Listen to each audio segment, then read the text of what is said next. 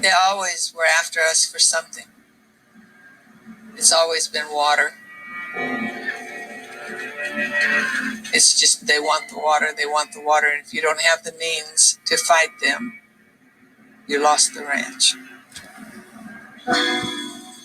Burns is a quiet town, but on a bitterly cold day, people are gathering to protest. Militia groups from out of state came to show support for 2 Oregon ranchers who must go back to prison for starting fires that burned on federal land, even though they already served time for the charges. It was actually making the national news in a big way. The case has caused a stir as both were charged under the anti-terrorism law, sparking debate over the federal government's authority. Why did they charge him with an anti-terrorism statute? The only reason I could think of was to put him in jail as long as they possibly could. But then everything went crazy. Let's take you to Oregon now, where armed protesters have taken over the headquarters of the Malheur National Wildlife Refuge. Call me an occupier, call me a terrorist, call me a dadgum ignorant redneck. I don't care. I am here for Dwight Hammond, and they had better get out of that prison.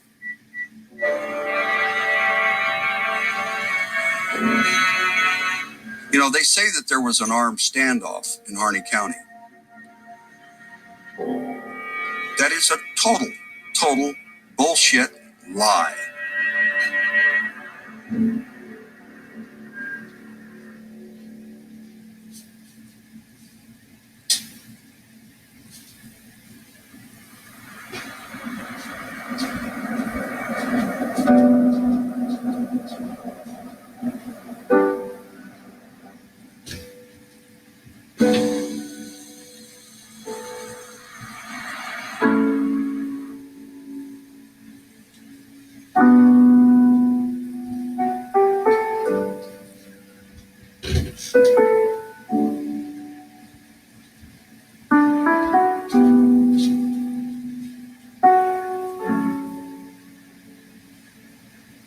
The Hammonds are ranchers in a remarkable place in southern Oregon.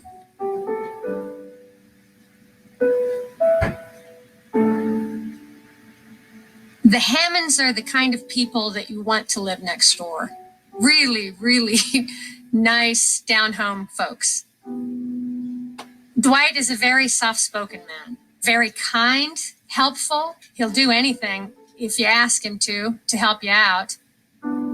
Steve is active, quiet and soft-spoken like his father, very family-oriented, a very nice human, and a very hardworking human.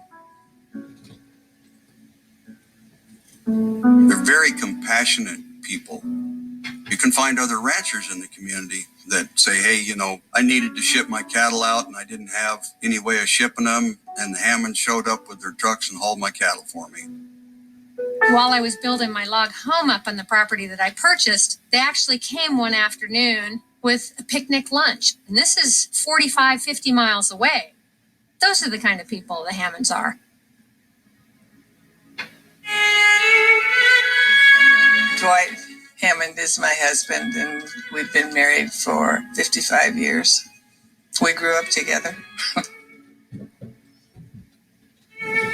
In 1964, we first moved here from Northern California. The tending of the population was to come north, and we were raising cattle, and the highways were becoming more congested, and highways and cows don't really mix. And we finally found this place that we liked. Dwight had the problem of telling his father that we weren't going to live in Northern California for our whole lifetime. One day he said he was going to go and tell Dad today that we were moving. He was gone for 2 or 3 hours, and he came back, and I said, how'd it go? You'd never guess. He wants to go with us. So we all moved up here. It's a very big ranch. It's on a place called Steen's Mountain. Well, it doesn't look like any mountain in the world except itself. And it's in Harney County. So Harney County is 10,000 square miles. It's about 2/3 high desert. Most of it is above 4,000 feet in elevation. And we have several 100,000 acres of state lands here. And the county is bigger than 9 states in this nation.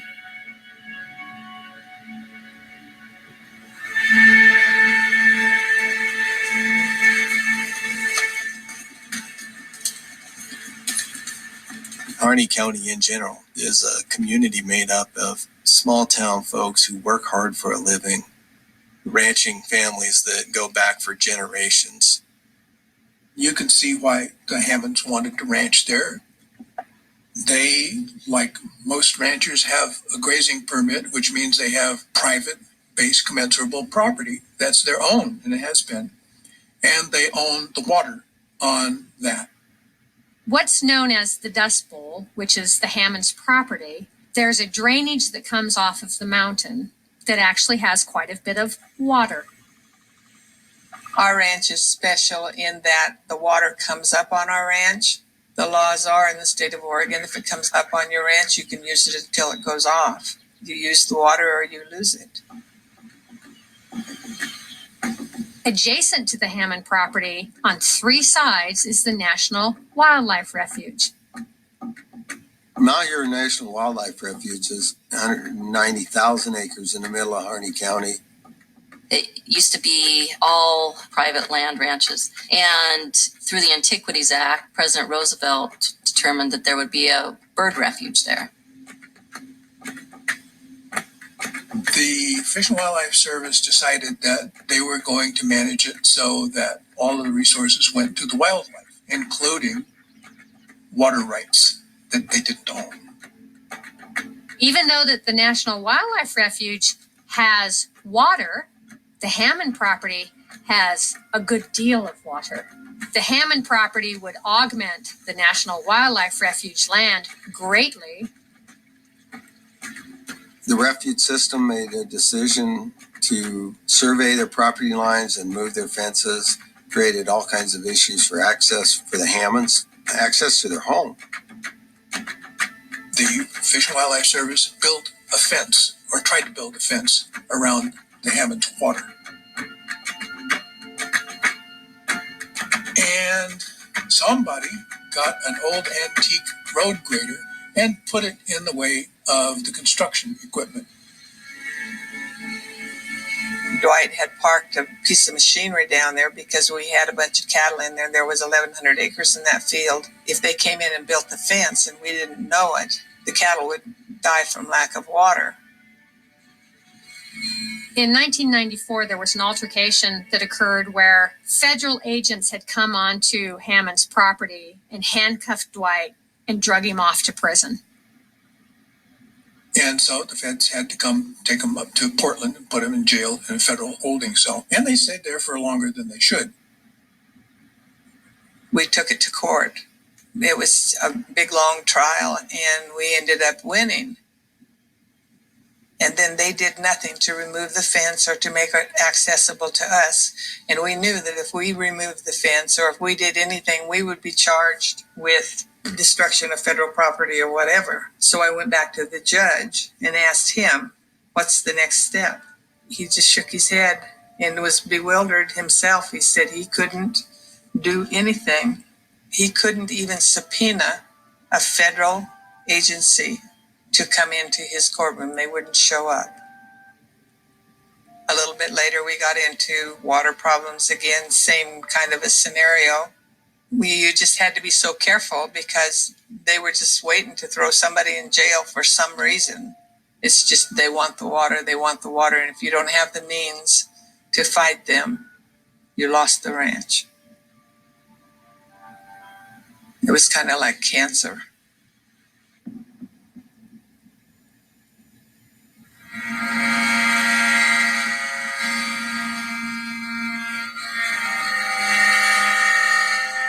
They called us to Salem and threw a 19-count indictment over 18 years, I believe, for setting every fire that they didn't have already tagged to somebody else anything that had happened on that place was put into a case that was charged against Dwight or Stephen.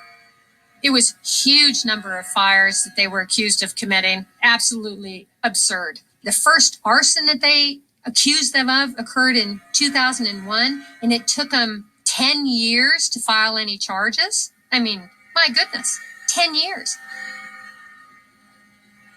What Dwight and Steve did isn't in the same category as arson.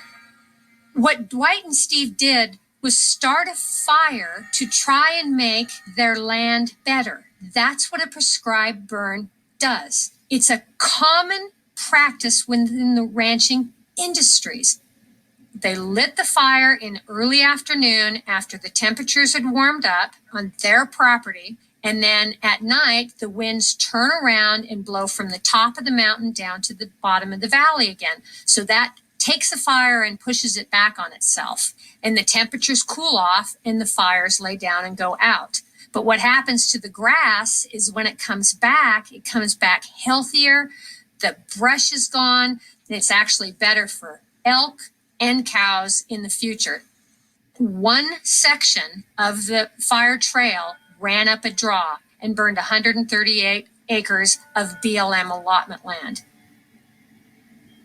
138 acres is huge if you consider it in a highly dense populated city. But out here, there's hundreds of thousands of acres where you have uninterrupted views, really nothing, just wide open spaces. So 138 acres is just this ridge top here and a little bit of that finger over there. Normally what occurs is they get is what's called a fire trespass from the BLM, because what happens is it takes that grass out of grazing season for a couple of years. And so the BLM loses like $400. It is not against the law anywhere in the United States to manage a prescribed burn. Then the next fires were a series of fires that occurred in 2006. The 2006 fires, when those occurred, it was a lightning storm beyond lightning storm. There were like 1,700 lightning strikes. The whole goddamn mountain was on fire. Steve calls the BLM to find out if there was a fire burning up on Moon Hill. Sure enough, there is a fire. Well, that's where all their winter feed is. So what Steve did was start a back burn. You have a fire that's moving towards you, and what you try to do is, if you can get in front of the fire enough, you burn a section. You burn some land to remove the fuel. He lit the back burn, burned his own property, and then it burned 1 acre. 1 acre of BLM land, and the fire didn't go any further. What they charged them with was the 1996 anti-terrorism and death penalty law of arson. So say I was Timothy McVeigh and I blew up the Oklahoma federal building and it started a fire that then went along. They could charge me under the statute with blowing things up, killing people, and arson. That is the arson they were charged with. Our family members are not terrorists. I don't know how you could put a charge like terrorism when you look at the things that are going on in the world and compare that to ranch life in Eastern Oregon. Why did they charge him with an anti-terrorism statute? The only reason I could think of was to put him in jail as long as they possibly could.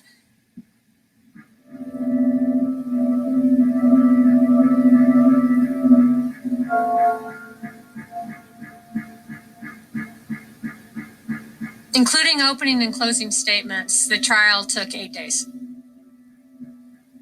The 2 fires that they were found guilty of were the 2 fires that they had admitted to starting. The 2001 prescribed burn that got away from them onto their allotment land for 138 acres, and then the 2006 fire that Steve had lit to protect their winter feed.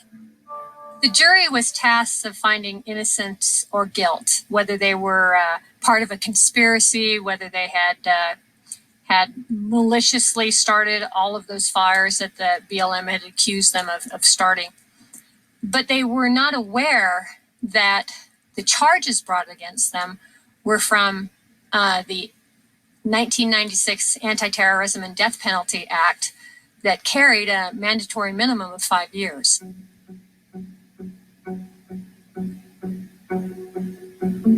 What's a mandatory minimum sentence?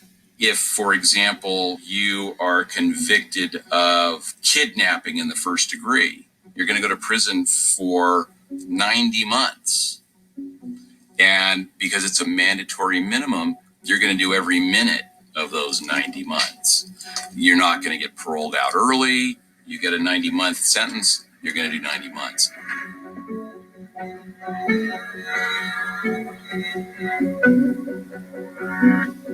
No, I don't think the jury would have convicted Dwight and Steve if they would have understood that the penalty was a 5-year mandatory minimum. Well, Dwight's 74 years old, and to have Dwight be convicted of an anti-terrorism charge for 5 years is potentially a death sentence for him. The lawyers talked to the judge, and the Hammonds agreed to accept the jury's verdict as they had been stated thus far, and they would accept whatever the judge sentenced them to. And the prosecution then spouted up and said that he agreed with that, but they would have to give up their appellate rights as well as their 2255 rights, that they gave up all rights of appealing. There is nobody that can sanely say that this was terrorism. The presiding judge, Michael Hogan, even said that it would be a terrible injustice. In fact, the words he used were, it would shock the conscience, quote unquote, to require that the father and son ranchers go to prison for 5 years for what they did. He gave them what he thought was a just sentence, which was 3 months for Dwight and a year for Stephen. I hate to think that your government could take away your ranch, but it's obvious, if you look back at it and don't have a biased opinion, that they wanted our ranch. Fire, if that's what it took, they'd take whatever was handed to them.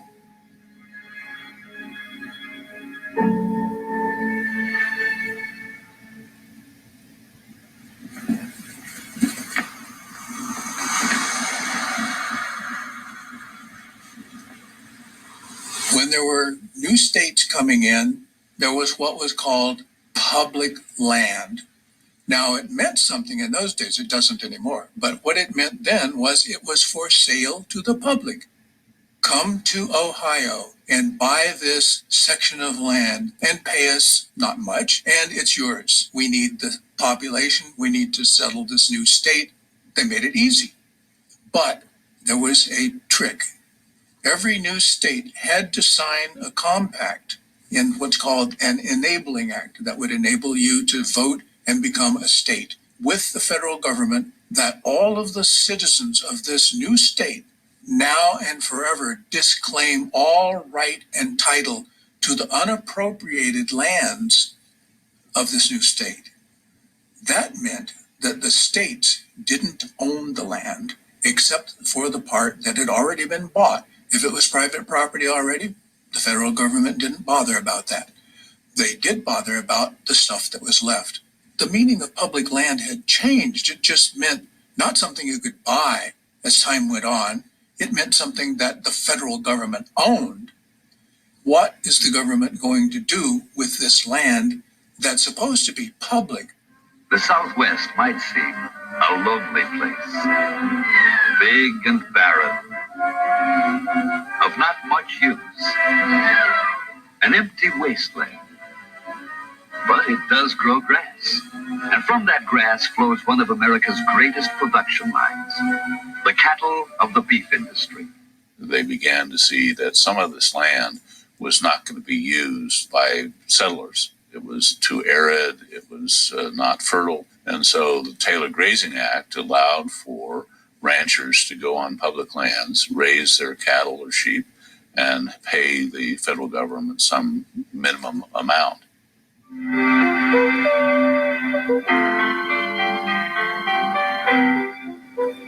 This is the land, the public land.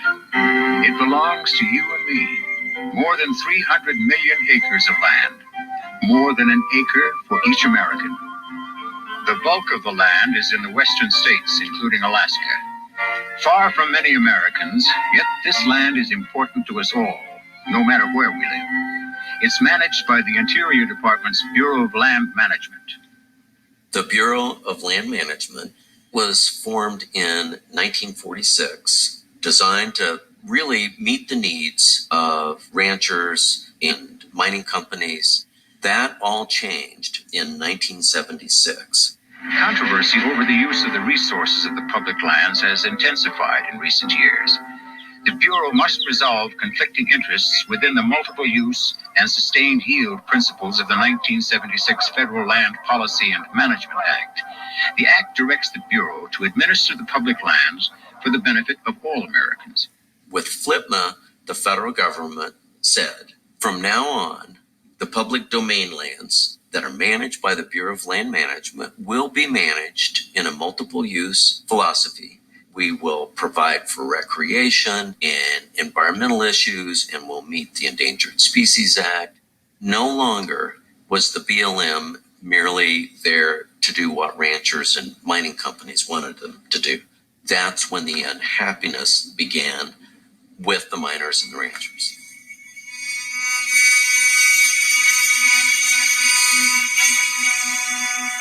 Story that has captured national headlines and is continuing to stir controversy in a rural part of southern Nevada. The root of the issue is a 20-year-long battle between a farmer and the federal government. Rancher Cliven Bundy has refused to pay grazing rights for his cattle that roam the public land surrounding his 160-acre farm.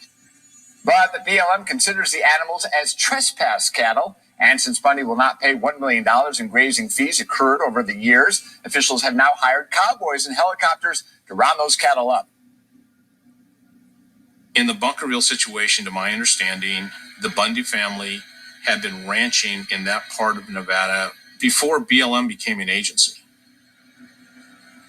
And when BLM was formed, the deal was they would improve grazing lands and improve water for cattle. As time moved on, the deal changed. And it was no longer about improving grazing and water rights. It was about the restriction and access to those lands, which those ranchers generationally had relied on. My rights are all older than BLM even existed, but my rights were created through beneficial use. And so beneficial use means we use the forage and the water from the very first pioneers come here. Bundy had an argument that he had a grandfathered right to graze on that land because he was doing it for the last 140 years. Grazing allotment requires a permit, and there is a fee attached to that permit. Mr. Bundy decided he was not going to pay those grazing permits. He thought he had no duty to pay for a grazing permit because he had everything that the permit required. He had private commensurable property, which is what the law of the permit says. You have to have that. Well, he did. And he had to have water. And if memory serves, he had adjudicated water rights where he had the water. And so he figured, why should I pay the feds for that right? Now, the feds will tell you what the answer is, and that is because we say so. When you don't pay your grazing permit, it's just like if you rent an apartment and you don't pay your rent, you get evicted. Federal rangers stood with tasers ready and dogs poised to go on the attack. What'd they do, Hammond? They tased me twice. Tased ya? These protesters came within inches of law enforcement trying to get the BLM to leave this section of public land. We're sick of you being here! The Bundy family says they're willing to put themselves in danger, not just for cattle, but essentially their livelihood. They claim federal rangers are killing their cattle in the process of rounding them up. In 2014, they came down upon my family and put us under siege and threatened that they were going to kill us, that this would be another Waco or Ruby Ridge, in their own words, if we resisted in any way.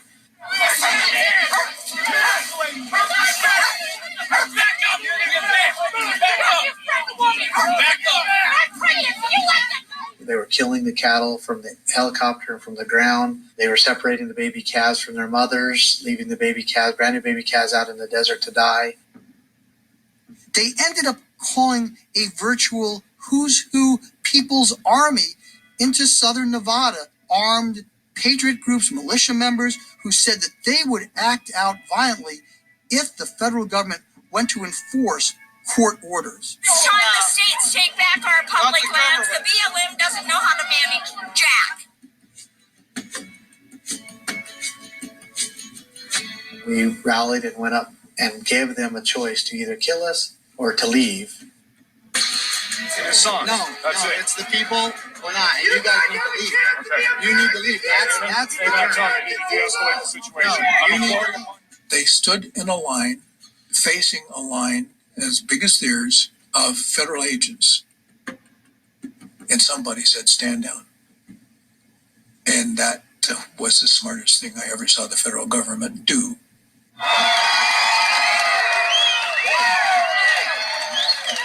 The West has now been won!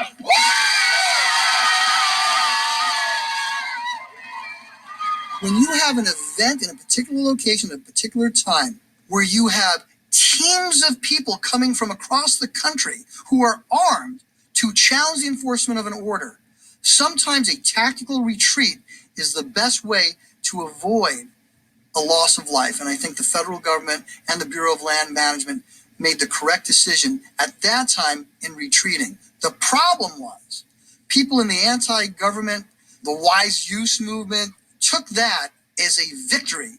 And what it did was cause the rhetoric to rise to a level where they were looking for other Bunkervilles to take place in different parts of the West. We're going to kick the BLM out of the state, kick all the other federal agencies out of the state that aren't authorized to be here, and get this right. I'm confident that our state will get it right, and I'm confident that all the other states will get it right as well. It brought attention to the plight of ranchers, of miners, of timber workers. They had the ability to stand up to this oppressive force that BLM has been exerting throughout the country.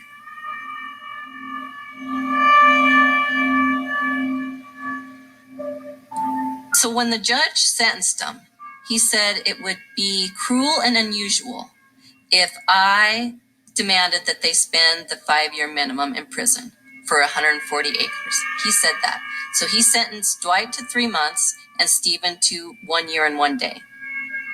Dwight and Stephen did their time. They came home. After they came home, the U.S. federal government decided to pursue the mandatory minimum. The sentencing judge at that time deviated from what the law allowed as far as sentencing guidelines went.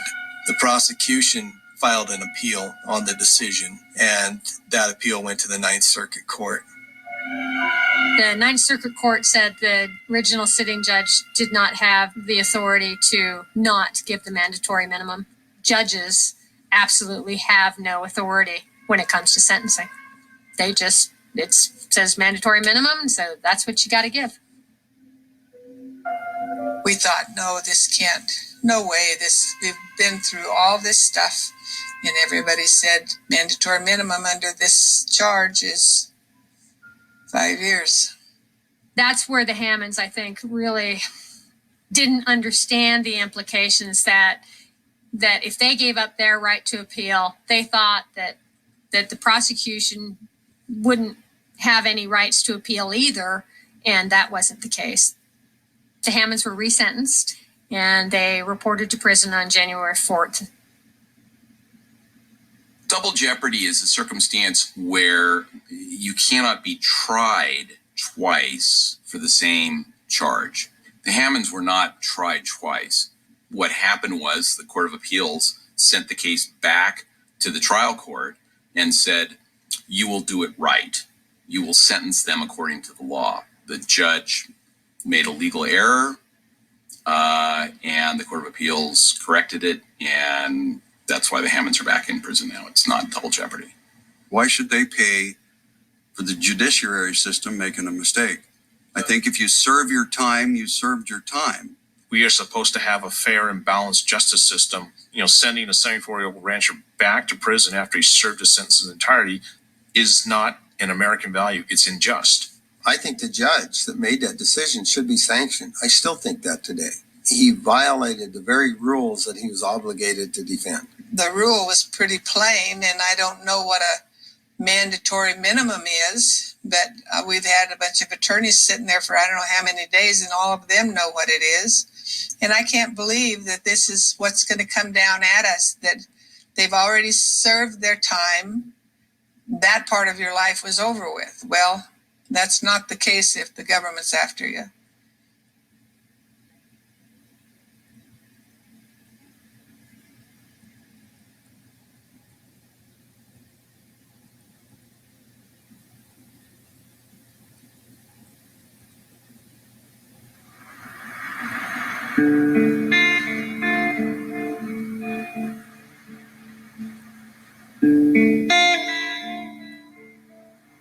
The doorbell rang early in the morning, and I don't get up really early, so I'm thinking bad thoughts of him already. I answered the door, and he said that he was Hammond Bundy, and he asked me if I was Mrs. Hammond, and I said, yeah, and he said, I'd like to talk to you.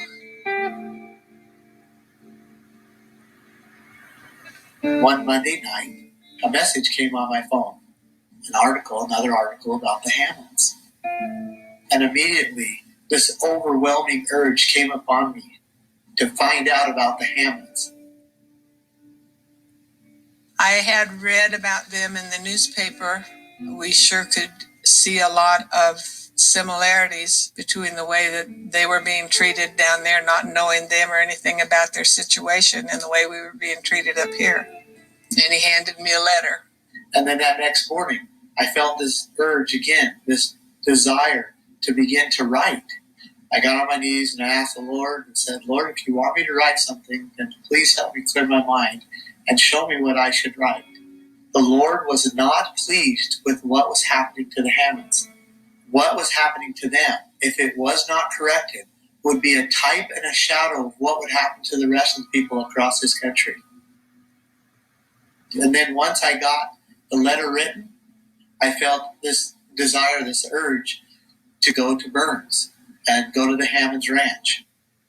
It was a good letter. It was a very nice, kind letter. When I got through reading it, I looked at him and I said, and who wrote the letter? Because I'd never had a man around my house that could write a letter like that. And he said, I did. And then I hesitated for a minute. And he says, well, I have to tell you the truth. He said, my wife got up before I left. And she changed the spelling for me, and she printed it to where you could read it. Susie gave me a call and said, these folks were in town. Their names were Aim and Bundy, and did I remember them? Oh, yeah, the fella that had the cows on the range that the BLM was trying to get off his allotment land. And she said, yeah, those are the folks, and they've come into town to show us our support. We were in a very similar situation. People came to our defense, and because the people came, we now are free. And she began to get hope. And then she shared them with Dwight, and he began to get a little hope that possibly the American people might be able to do something about these gross violations of their God-given rights. Before he left, he brought in a box of apples. And I said, what time did you leave home? And he said 3:30 or something. And I said, and you picked apples before you left home to bring to my house? He said, well, I had to bring something. And he said, and I have to tell you that I didn't pick them off the tree. He said, they fell off the tree, and I just picked them off the ground and put them in a box, but they're good apples. He's just a kind, generous man. It's like from then, it just escalated. One of our founders, BJ Soper, lives up in Bend. BJ became aware of the Hammond situation because it's just a couple hours from where he lives. He drew that attention to leadership of PPN, the founders.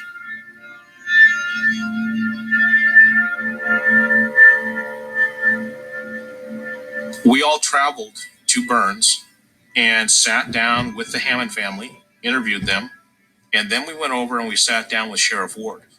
That was when I first met Ammon Bundy.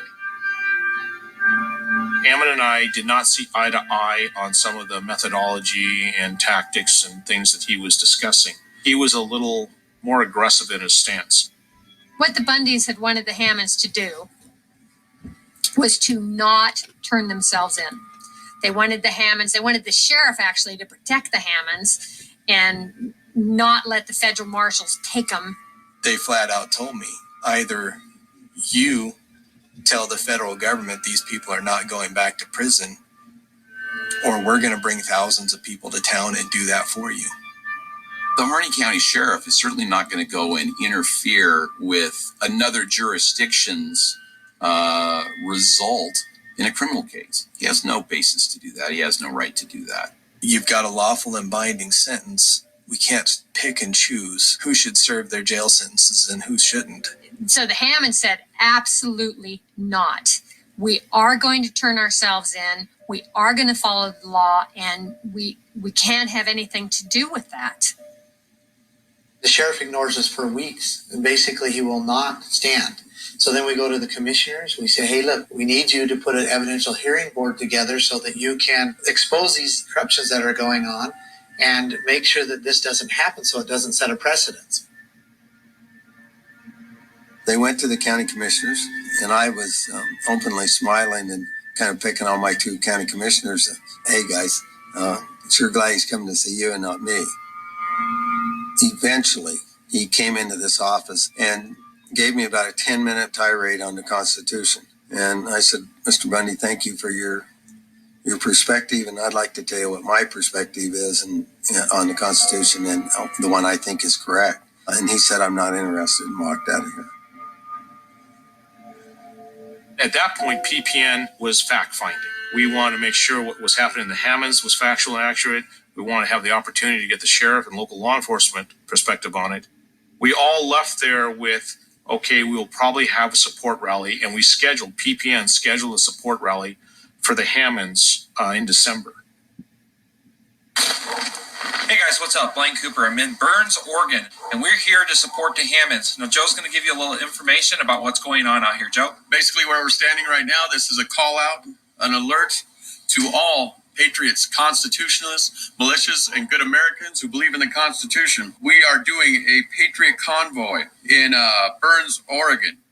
Militia groups from out of state came to show support for 2 Oregon ranchers who must go back to prison for starting fires that burned on federal land, even though they already served time for the charges.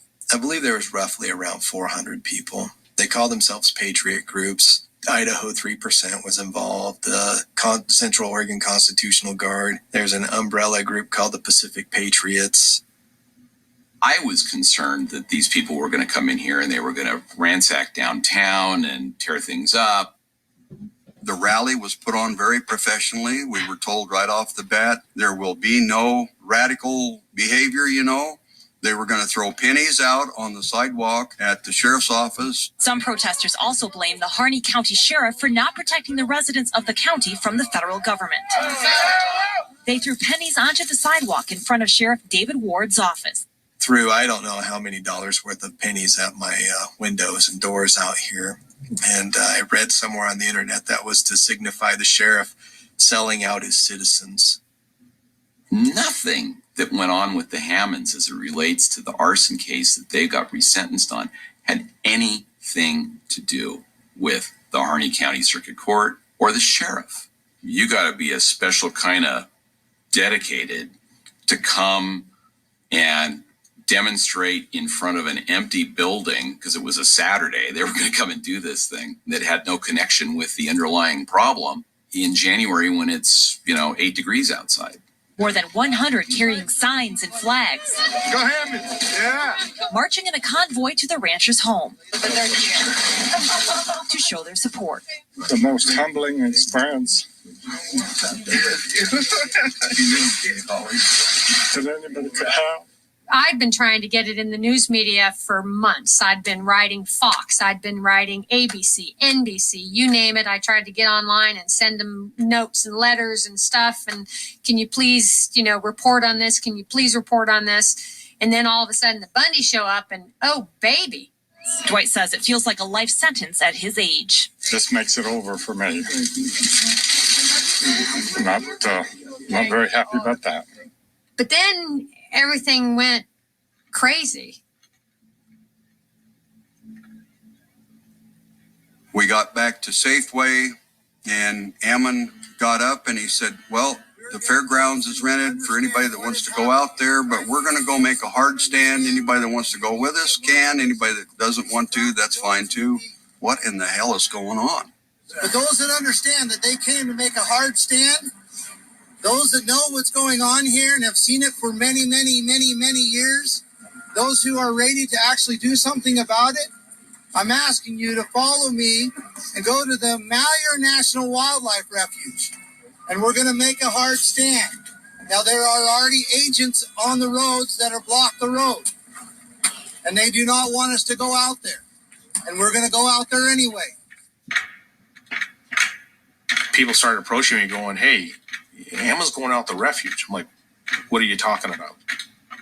Why? He says he's going to take it over.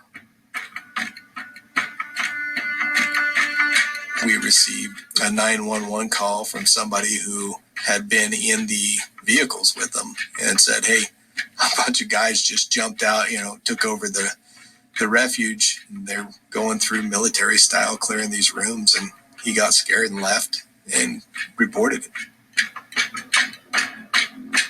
The county clerk called me and said, boy, did you hear Bundy just took over the refuge?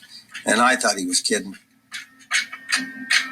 And the community at that point, which was incredibly supportive, completely 180s and turns very upset and hostile. And so we're trying to give them guidance on how they can take steps to have their voice heard in the local government.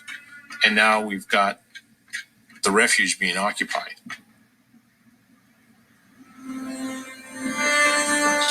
Armed men took the refuge, went through clearing the buildings, and had made statements along the lines of don't fire unless fired upon. There's nothing peaceful about that. We have taken over the refuge. We have made a hard stand. We need you to come. We need those of you who understand what is happening in this country to come and to stand.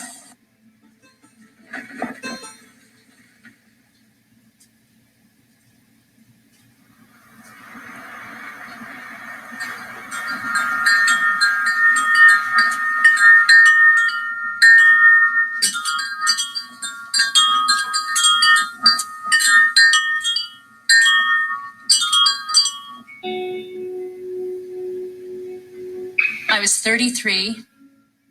I was single. I had 3 children of my own at the time, and I met him at a church dance. Everyone took a partner in a circle, and as the bell rang throughout the music, then you would change partners. I thought, oh my gosh, that cute cowboy is never going to get around to me. There's quite a few couples in this circle. Lo and behold, the dance ended with him as my last partner. That was our first meeting. After that, he asked me out, and 14 days later, we were married.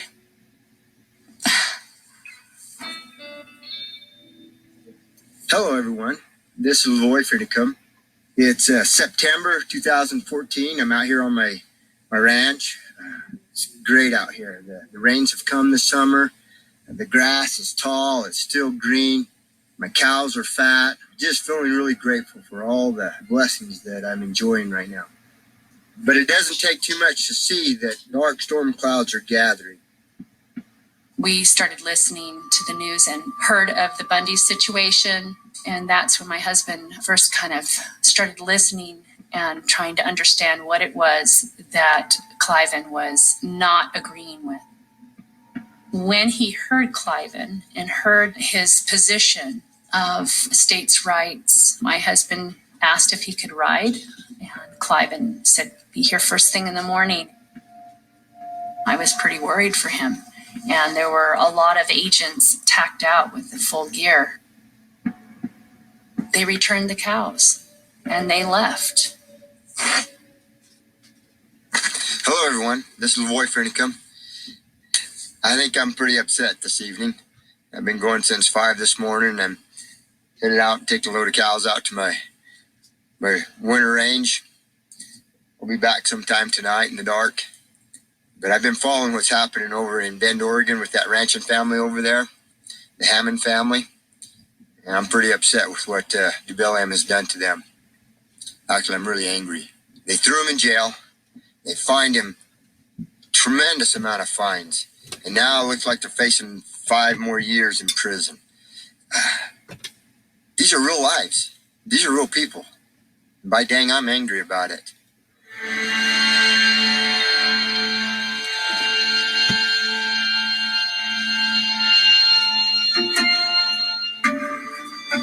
A call came in and asked if he wanted to go up to Burns to attend the rally.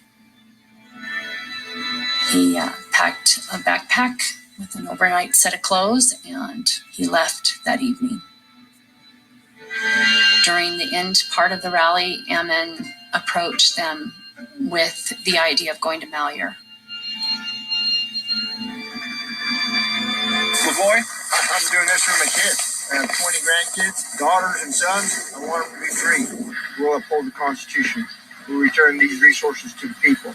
It belongs to the people of Harney County, these good folk. And so I'll stand here with my friends.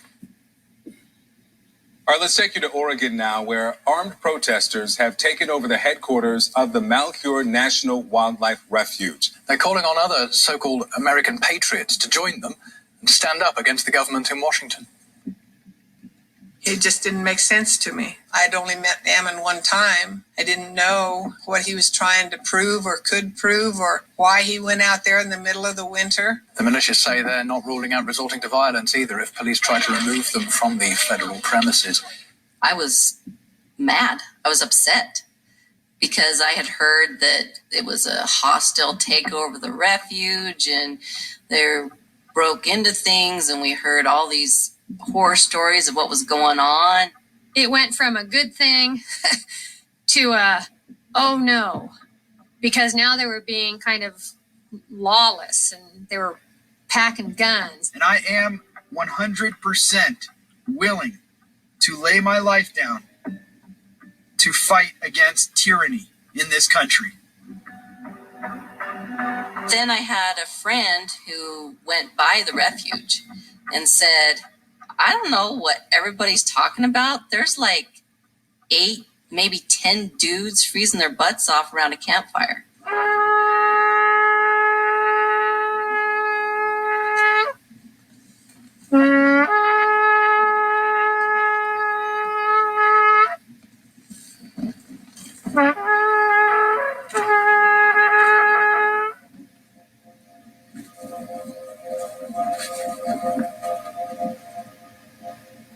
The buildings were all unlocked. The keys were there for them. There was no one there. Just said open to the public, and that was it.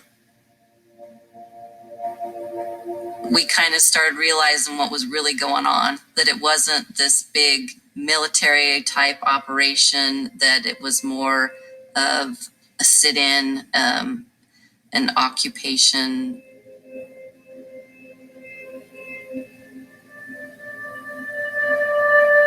We plan on hurting no one. We're only restoring freedom, liberties, so that these good people can use their lands and resources again. And that is why we're here.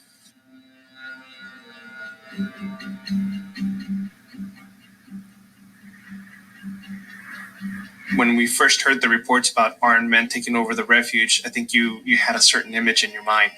When I got there, it was kind of offsetting. There becomes a time when people are ignored to the point where they're frustrated. They don't know what else to do. They see an injustice, but all levels of government are ignoring that, and the prudent methods are not allowed to the people. And that is when the people have a right to take a hard stand. They were having press conferences and they were all out. Most of the people that were armed were either holstered or just not showing it. It seemed that they were doing a very coordinated effort to not show their weapons, at least not in the public or at least not in the front where they were having their press conferences. I mean, we've stood in protest, we've waved signs, we've marched around buildings, we've done every single thing we possibly could. And it was time to do something in offense rather than just defense. We were sitting here looking at each other going, well, what do we do now? I mean, we cannot let this set as a precedent. It wasn't like we raided down in here, we walked down in here. I didn't even have a weapon on me. This happened like that. It happened quick. The public was not aware that we've been in town here meeting with these people, learning about the history, learning about the tyranny and the oppression that they're living under. This was a last chance, last stand situation. It's not like we just came out here and did this. You have what are basically conservative, Christian, patriotic, flag-waving, hardworking American ranchers. Okay, these guys are not terrorists. Okay, they have a grievance. They feel pushed to such desperation that they take a desperate action like this to engage in an armed occupation. It's difficult for a fair-minded person to immediately determine who is right and who is wrong. We've got to return the rights to the people. We cannot allow this to happen again. We encourage everybody to stand up for the Constitution peacefully. We encourage particularly, we reach out to the county commissioners. We reach out to the state legislatures. Okay. These lands belong to the state and her people. These rights belong to the people. Please uphold your oath of office and protect them. What are these guys doing? What are they thinking? There's a time and place for everything. And I fully understand Hammond's message. I fully understand the frustration. I don't think the execution at that time and place was the appropriate time. PPN and leadership came out and we denounced it, but we understood why he was saying it. The media portrayal was essentially one of armed militia going crazy and taking over this federal facility. We didn't want conflict. Nobody wants to have any bloodshed.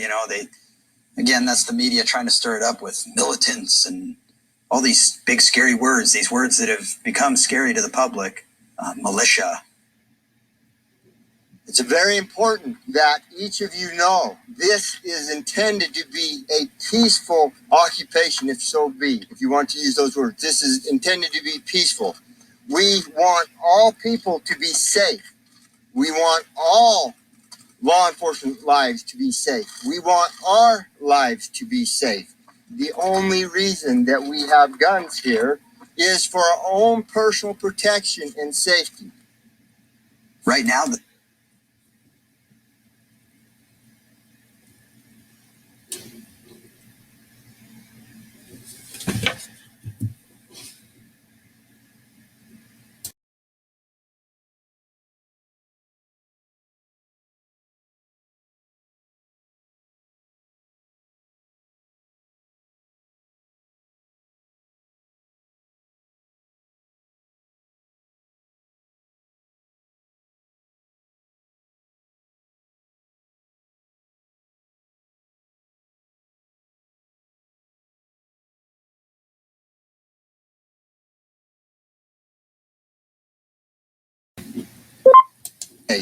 The only reason that we have guns here is for our own personal protection and safety.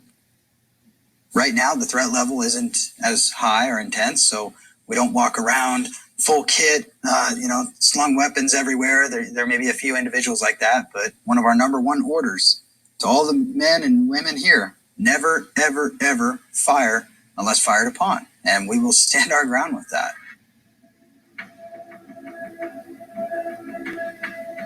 We are calling out at this time because of intel that we have received from a solid source that the FBI is indeed planning on moving on us, if you will. I had put out a request for assistance from the Oregon State Sheriff's Association. And since it was a federal wildlife refuge and had been taken, I requested that the FBI handle that investigation. We are preparing to defend ourselves, preparing to defend the people of Harney County, and we're preparing to expose this corruption that has been going on for years, and it needs to end here. Thank you. When I grew up, I never got out of line. I never spoke out of turn. You know, I was one of those kids when I walked from in class in Sunday school when I was a little kid, all the other kids were rowdy, and I always folded my arms and trying to get. It came naturally to be in line, and so this is very out of character for me because I've always tried to follow the rules and to get. Do you know I don't have a speeding ticket today? I do have one warning. This choice is solely mine. Nobody asked me to do this. Bundy's didn't ask me to do this. They didn't stop me. They respected my choice. But this choice, this decision is mine and mine alone, and I will live with it. And I'll bear the consequences, whatever they may be.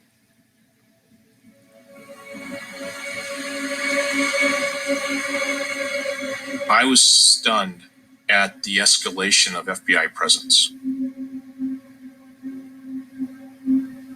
They had turned the county courthouse into a fortress. They had ringed it with chain link cyclone fencing. They had put in Jersey barriers for like ramming. Those guys were kitted up for warfare with more kit that I had seen in Afghanistan. The amount of escalation and force that they were willing to use for a handful of protesters was very shocking. We were 35 miles away from the town. Nobody ever threatened anybody. I don't understand where the level of fear came from. They shut the BLM down. They shut the Forest Service down. They shut the schools down. There wasn't a gun at the refuge that would shoot 30 miles.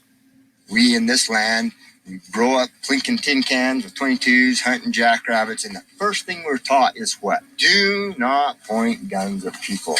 And so I have never in my life pointed a gun at a person, and I never intend to.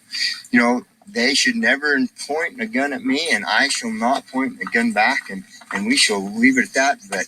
But I will live under a clear sky till the day I die. Worst case scenario, they come down and kill us all.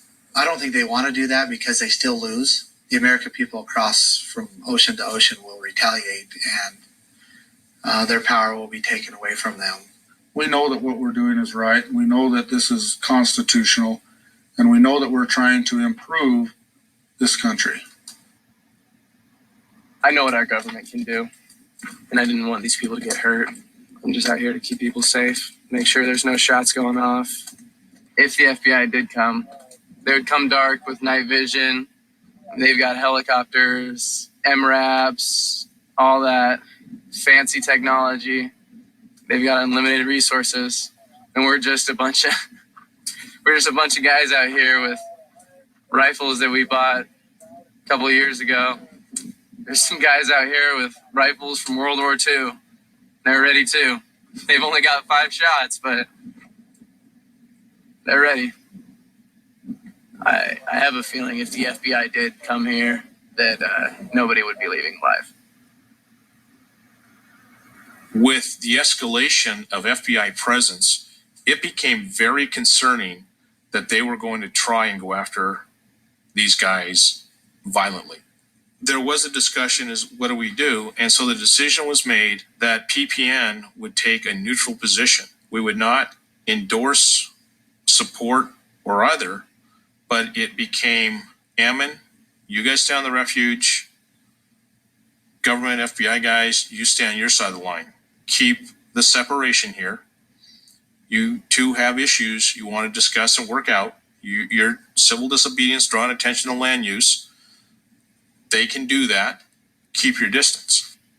We have every constitutional right to be doing what we're doing because it very clearly states in the Constitution that the federal government does not have the right, does not have the authority from the people to come down into the states and to control its land and resources.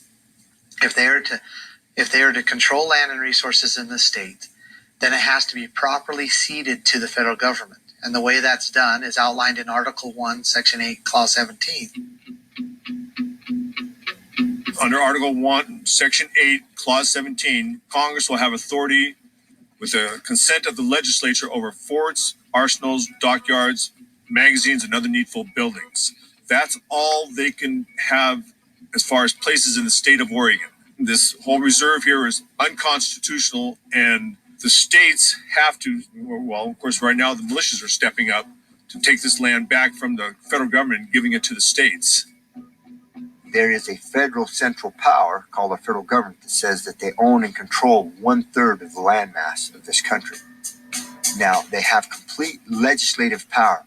A man just sitting behind the desk can write a statute that has the force and effect of law. If I or the rancher gets contrary with that, there is a ranger, a BLM ranger, that is armed with a gun that enforces that statute. If you get contrary more, you're hauled before a federal court. Now, neither the bureaucrat is elected nor accountable to me, and the ranger is not elected nor accountable to us, the people, and the judges aren't. All three branches of power are combined into one without representation. So this is a serious issue to freedom. Everything that we live in, the cars we drive, the clothes we wear, everything comes from the earth. When those resources are restricted or controlled to the point where people can't access them, they can't use them, they can't benefit from them, then what it does is it puts people into poverty. A perfect example of that is Harney County. At one time, Harney County was the wealthiest county in the state, and now it's the poorest county in the state. And it is directly connected with the federal government coming in and controlling its land and resources. Well, these are the best of times to come on down to Hines. In the 20s, Edward Hines Lumber Company had a 50-year contract for cutting timber here. This town was amazingly wealthy. The mill was operating lots of lumber. We were number one in the state for per capita income for at least 1 year in the 70s. Tonight we look at a battle that's raging in the United States over an endangered bird. The northern spotted owl is said to be on the verge of extinction. Logging in the Pacific Northwest has almost eradicated its habitat. Biologists believe this bird must have the large trees of the ancient forest to survive. There are only 3,000 pairs left, and they say if it goes, it means the entire ecosystem and all who live in it are at risk.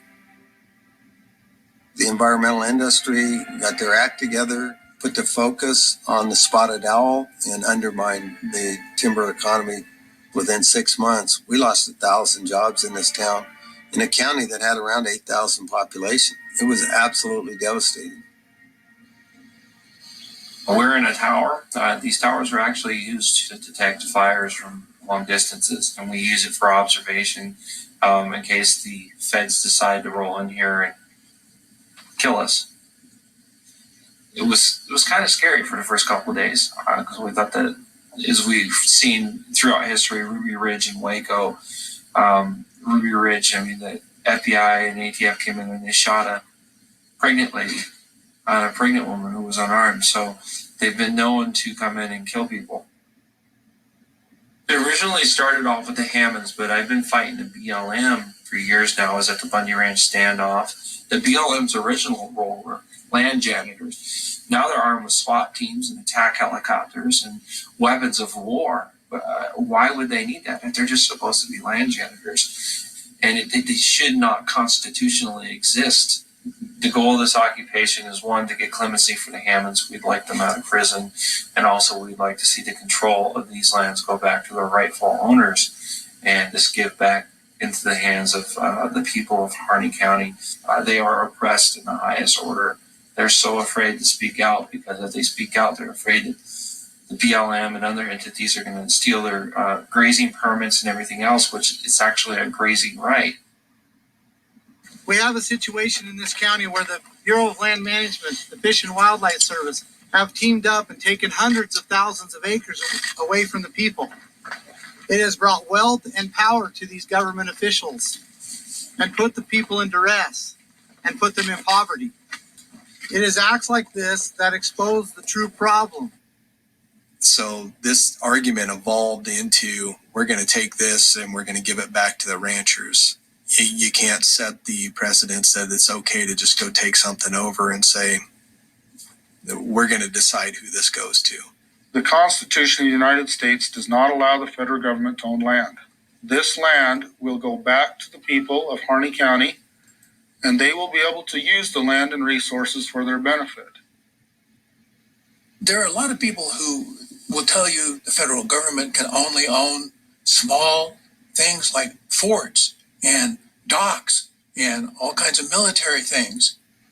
The Constitution does say that. It's talking about a part of the Constitution that was making provision for a new capital for the United States, and the provision was that they could pay whatever states they took the land from, no more than 10 square miles, and that they would make provisions for the docks and the magazines for ammunition and other military forts. Well, that was to defend the nation's capital, which had not yet been established, and that was just something in the Constitution to make provision that it could be created. They were just talking about what's now Washington, D.C. That's it.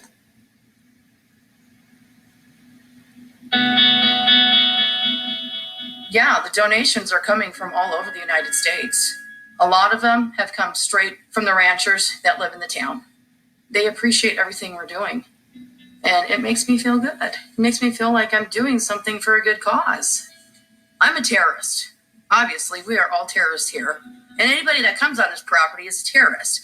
And the media coming in here, I don't really want to talk to them anymore because they're going out and telling everybody that we're not doing the right thing. And we are doing the right thing. You know, we all have families. We have children. We have jobs.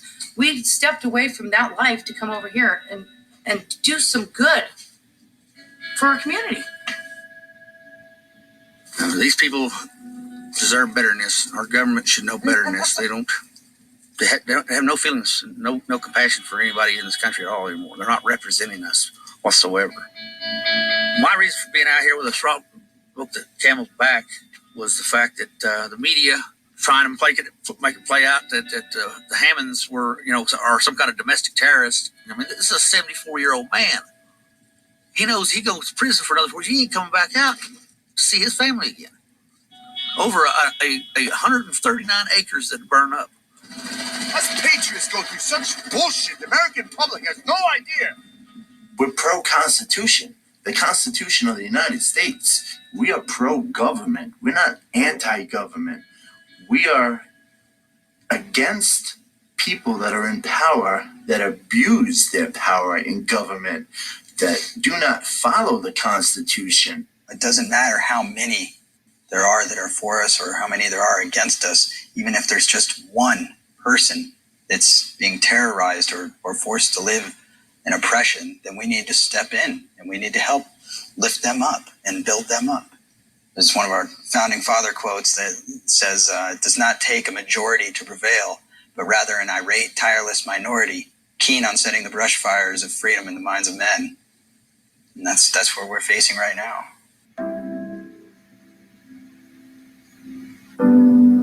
What they did as a protest to occupy a place where they had no right to be, it was an attempt to protect liberty the way they saw it.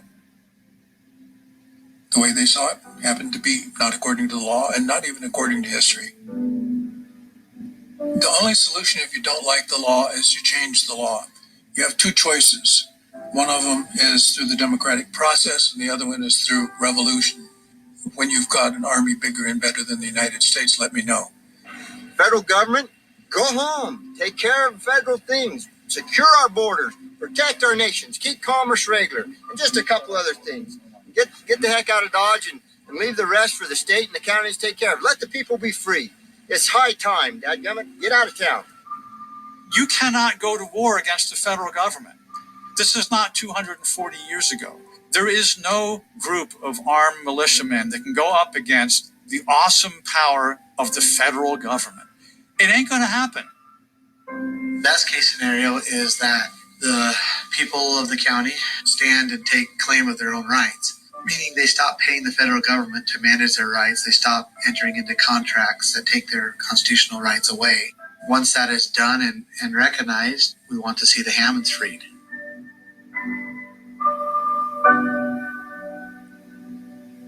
Dwight Hammond's same age as my father. My father's pretty healthy still. He can saddle up his horse and ride with me. He helps me when I need some help. You know how many more years when you're 75 are you going to be able to continue to get out there and chase those cows at a full run? You know, I'm so grateful for those few years that I still have with my father. Where's Dwight? Where's Dwight Hammond? Where is he spending those 5 years, dadgummit? If we don't get him out of prison, that's why I am sitting here on this place. Call me an occupier, call me a terrorist, call me a dadgum ignorant redneck. I don't care. I am here for Dwight Hammond and his family, and they had better get out of that prison. They need to be pardoned. Mr. Obama, you and I don't see eye to eye on probably anything, but I am appealing to your humanity, Mr. President Obama, to pardon them. That is unjust. Let them go home to their families. Let them go home to the families. I want to get the heck out of Dodge. I want to go back home to Arizona. I don't want to be here on this place, but I am here because of the actions of this federal government. And by dang, if you want to give me a warrant to come after me with the FBI, so be it. I don't care, but you better well let those Hammond families out of prison, because things are starting to heat up, and I don't think you guys actually even really care.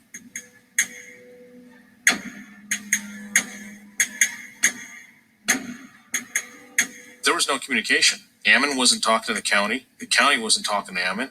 And so that became a concern. Is you're sitting on the refuge, you're sitting in the courthouse, and the FBI is sitting in the schoolhouse, and they all are not communicating or talking to each other. So we arranged for Hammond and Sheriff Ward to meet on that road, have a discussion, and Sheriff Ward offered, I'll drive you to the county line. And we're like, that's it?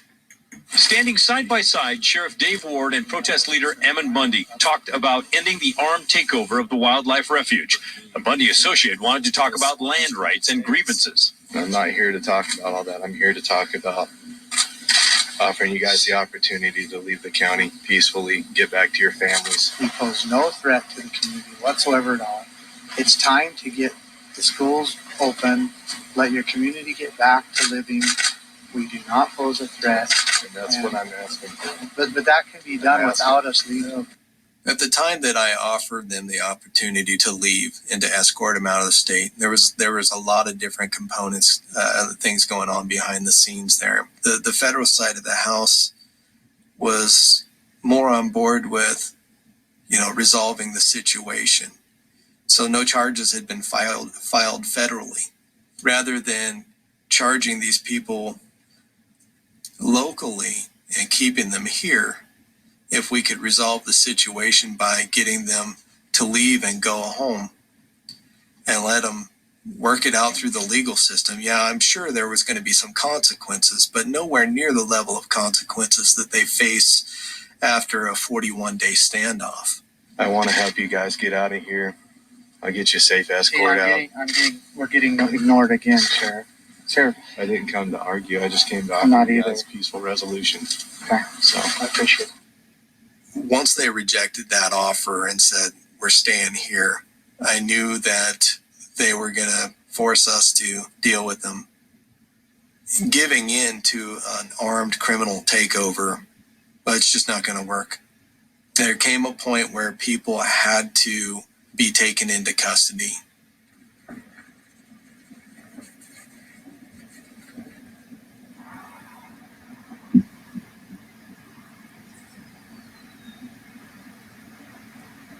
LaVoy and everybody, we're going into the next county to talk about the Constitution and how they could take their grazing rights back. They've been free to pass from the refuge and into town. We were getting things prepared, and we had a cute family there that had arrived a few days earlier, the Sharp family. They were there to sing, and they had decided they were going to go with them to this meeting and put on one of their concerts because it just touches your heart. They're just awesome. I heard about this protest that was happening in Oregon involving the Bundy family, and I knew the Bundy family from the 2014 standoff. So I called Ryan and I was like, what's going on up there in Oregon? He told me what they were doing and why they were protesting. And my mom and I talked about it, and she decided she was going we were a singing family, and that was a big part of our lives, especially when we went to the Bundy Ranch. Our biggest reason for going there was to sing to everybody. And when we went to Oregon, my mom's purpose for bringing the children there was to sing to the people and sing to the FBI and just try to bring some peace and bring some happiness to a situation that was a little bit scary. Each vehicle would leave, for safety reasons, 10 to 15-minute intervals, so they wouldn't be close together. The family had left, and the oldest daughter, who had just arrived the day before, wasn't ready. I was supposed to be leaving with my family, and I was not ready to go, so I stayed behind, and I was going to leave with the next group that was leaving at 3:30, which would be the Bundys and LaVoy Finicum.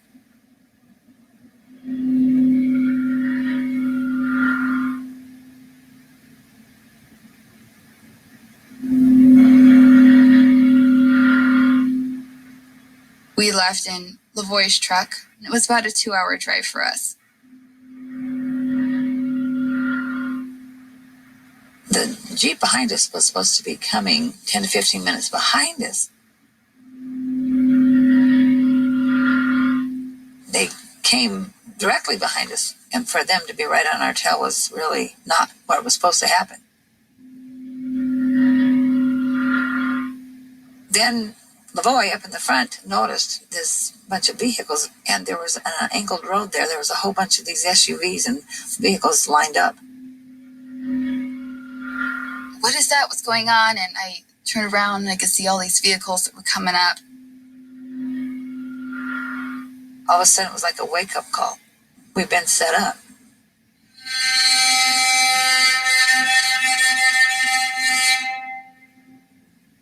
So we just saw vehicles coming up behind us. We could hear their sirens and see their lights, and we could see them pull the Jeep over. LaVoy kept saying, "We've got to get to the sheriff. We've got to get to the sheriff." And that's in Grant County. We knew that he would protect us.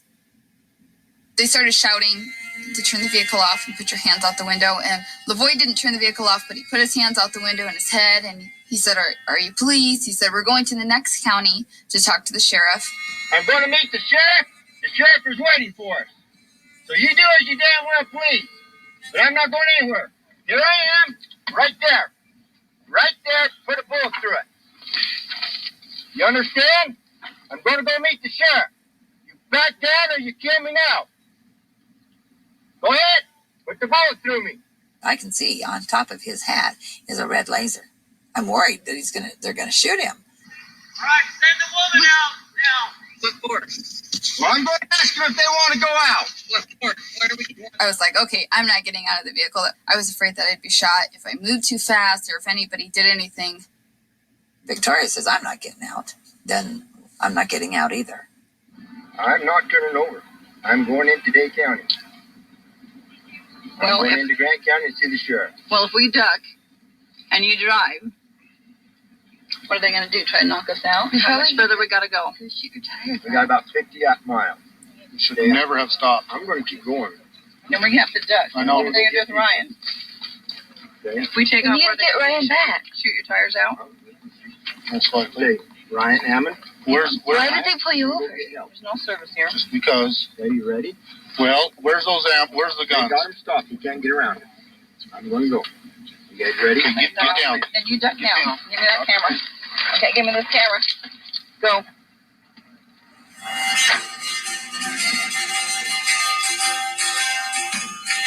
And I looked out and I could see one vehicle behind us pursuing. Keep going. What about Hammond and those guys? We can't get around them. I'm going to go get help. Okay.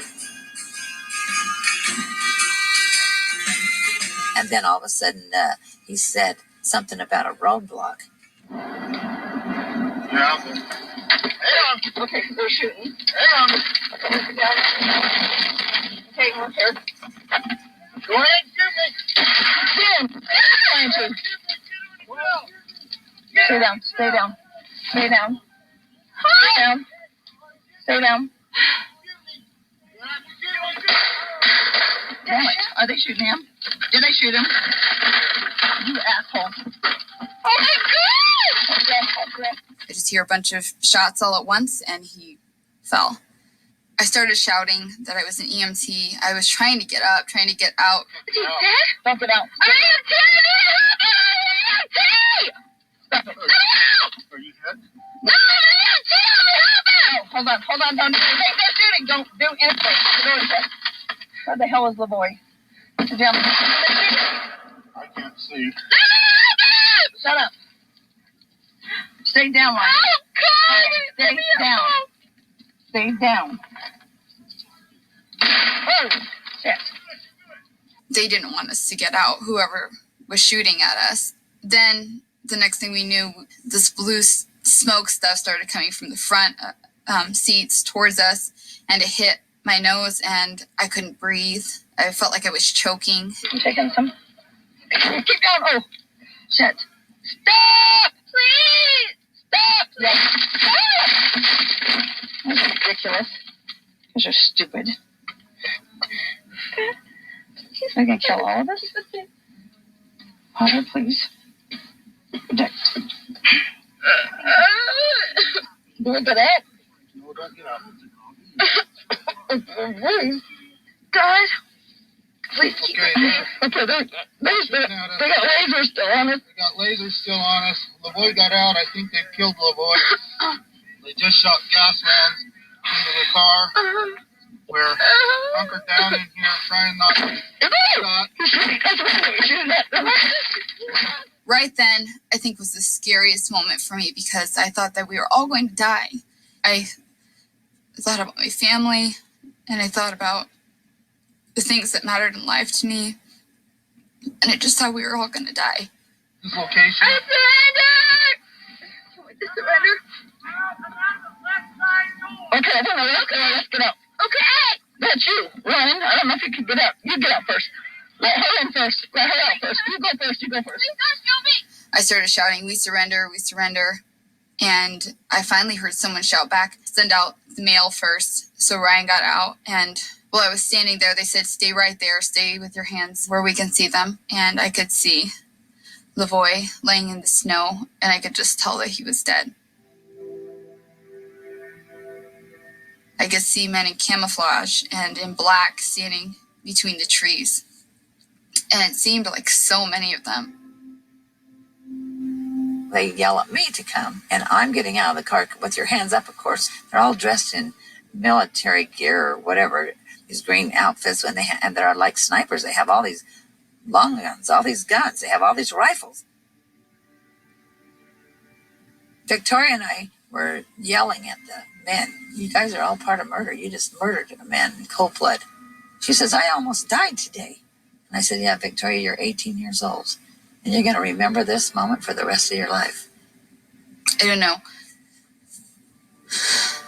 A lot of people tell me that I shouldn't have been through that at that age.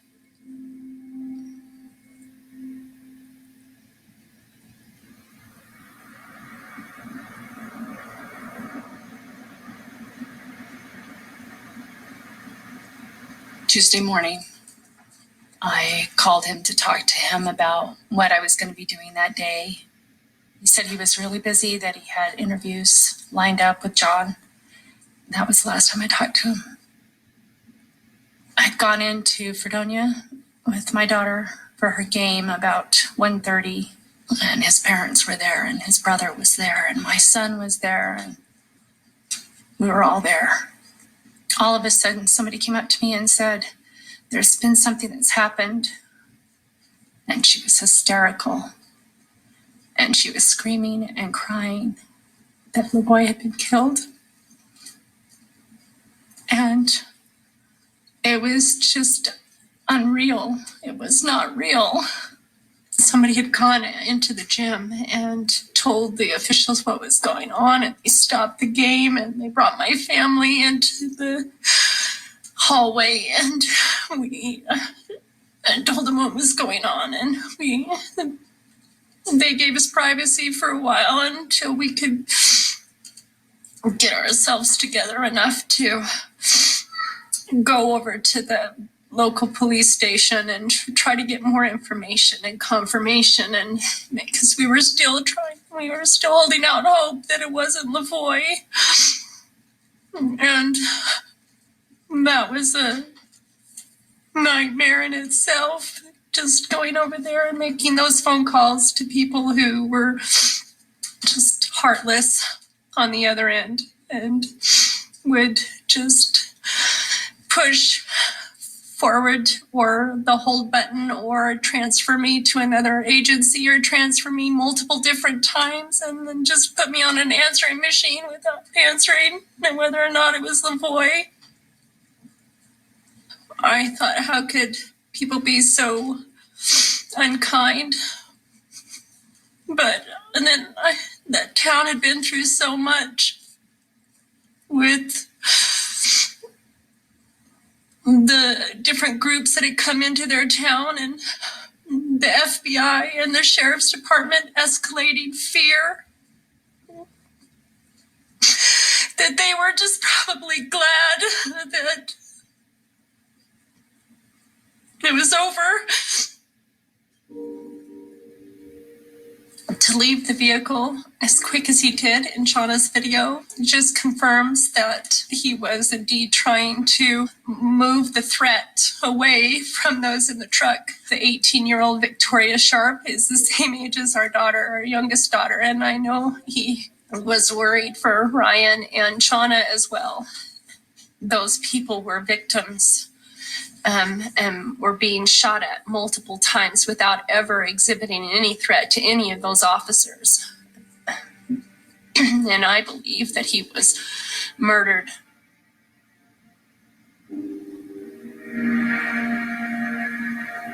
I can't imagine anything that could be bad enough that would be made better by the death of a man like LaVoy Finicum. But then I hear my husband tell me that he's scared to death in prison. And so I don't know everything. He was shot in the back without a gun in his hand. Whether he was reaching for one or not, he never pulled a gun out of his hand. I think they expected to shoot someone that day. I mean, they shot at the vehicle before he got out. They shot at all of us, really. Then he got out and he definitely drew their attention away from us. His whole conviction was to protect us. And I know that he was running away from the vehicle so that he would draw the fire and they wouldn't fire upon us. I don't think that he was murdered. LaVoy reached toward his pocket, if I remember correctly, at least 3 times. I had an investigation done and an autopsy done myself. I picked up his body. I took it to the medical examiner, so I know that he was shot in the back 3 times. And I know that those exit wounds came and exited on the left side, and that is where he is reaching each time. But his hands go back up in the air multiple times as he reaches for a shot. He goes back up and his hand is empty again. He did not go for a weapon, or he would have had the weapon in his hand. It's really hard to separate all the factors that led to a tragic death. At the end of the day, LaVoy Finicum was the one who had the last best opportunity to prevent violence. Had he complied with the orders of the officers, like everyone else in that vehicle, he would be alive today. And unfortunately, there was life lost through the course of this, but I still believe that they found the most peaceful resolution they could. I had asked these folks to go home. It's been said many times, you could have taken them into custody here or here or here. There were a lot of opportunities, yes, but no safe opportunities to take somebody into custody after statements had been made that they weren't willing to be taken into custody. If there was a failure somewhere in trying to resolve this, it would be that loss of life.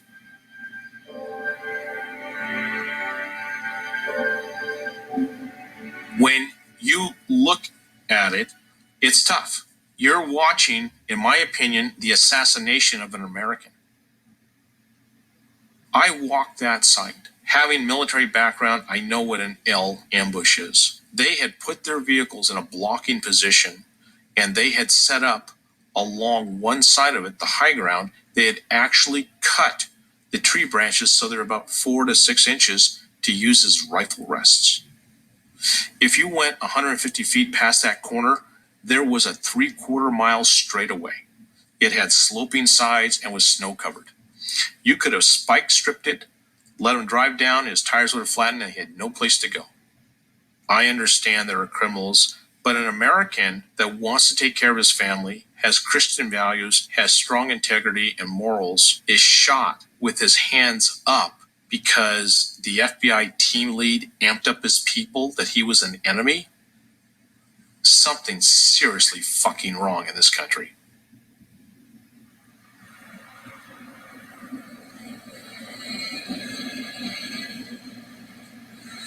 After Mr. Finicum lost his life, we were able to get a blockade. What that is just one more armed element you have to go through.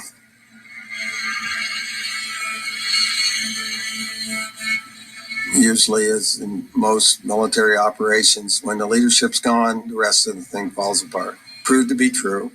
Over the next, 24, 48 hours, everybody scattered to the wind, with the exception of the 4 that were left at the end. And I never did understand what their point was. David Fry, Jeff Banta, and Sean and Sandy Anderson are the last 4 remaining at the refuge, 40 days after armed protesters took it over. The FBI, local and state police cleared out after a standoff at the Malheur National Wildlife Refuge came to an end. About 9:40 this morning, 3 occupiers surrendered to police and were taken into custody. A 4th, the final protester, refused to leave, but supporters, including evangelist Franklin Graham and a Nevada lawmaker, convinced him to surrender, and he did after a simple request.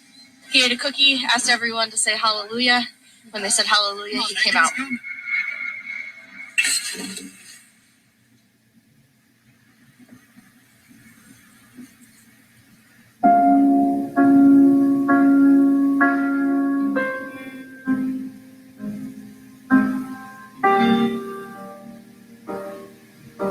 They say that there was an armed standoff in Harney County. That is a total bullshit lie. There were people that were exercising their Second Amendment rights. There were people that were on guard, but none of those people ever pointed their guns at anybody.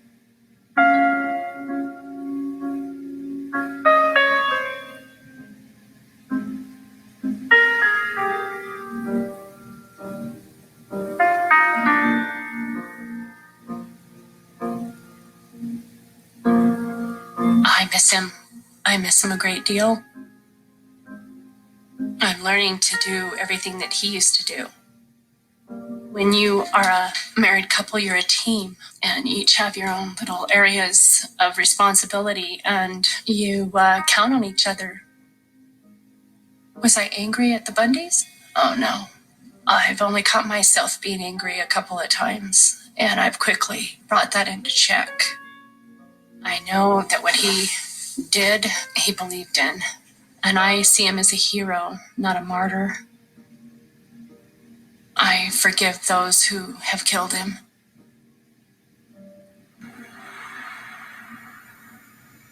I usually get a call every night or every other night, mostly just for him to know that I'm okay. And he tells me that he doesn't feel safe. What's left? They've given up their right to appeal. So the only thing left is to ask for the president for executive clemency, to actually look at the case and see whether he thinks it's fair and whether he thinks what they did deserves 5 years in prison, and asking for mercy.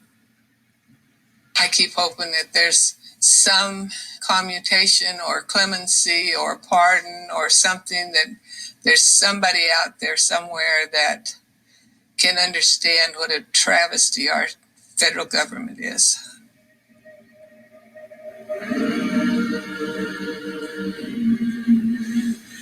These were my brothers, my friends. They're locked up, and one of them's dead. Bundy had had his act together, he wouldn't have allowed the militia anywhere close to him. He'd have done an occupation for a period of time and left. And today the law would be on trial. The regulation, all that stuff would be on trial, as opposed to him being on trial. What's happening to these cultures? They're being murdered. Ranchers are worried about coming up. They don't want to become the target of the bureaucrats. Martin Luther King got it right. He did peaceful demonstrations, sit-ins, walked across bridges. Bundy did it with firearms.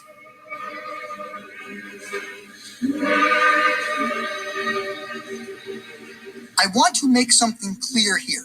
We will see other standoffs. The overall majority of this movement is peaceful, but there are extremely dangerous threads which, when the time comes, will yield towards confrontation as opposed to reason. Pretty tough to feel American when your own government has a vendetta against you. Yes, I still love this country. And I wish we could fix it.